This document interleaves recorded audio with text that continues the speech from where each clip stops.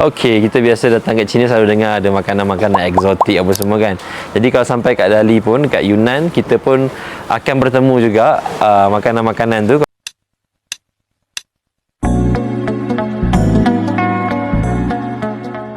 Kalau tengok kat sini, ini semua delicacy yang orang tempatan makan juga. Ini sumber-sumber protein dan diorang buat crunchy. So kita ada tarantula, laba-laba, kita ada pelpa ni, semua serangga-serangga yang diorang makan. Nah, yang ni sebenarnya kalau nak kira belalang pun, orang kalau dia tak jijik dia boleh makan sebenarnya belalang. Kita ada hadis yang membenarkan kita boleh makan belalang. Tapi makanan-makanan yang lain macam scorpion dan sebagainya, itu saya pun ada reservation jugalah.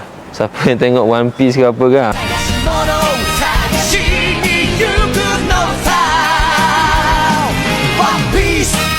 ada devil fruit kan. Ni kan buah-buah ni sebenarnya wujud bentuk-bentuk. Kalau macam ni kan, buah ni natural, tapi macam mana ada muka macam ni, dia sebab masa dia tanam tu, masa dia tengah tumbuh tu, dia ada acuan dia. So biar dia tumbuh, dia akan jadi macam ni.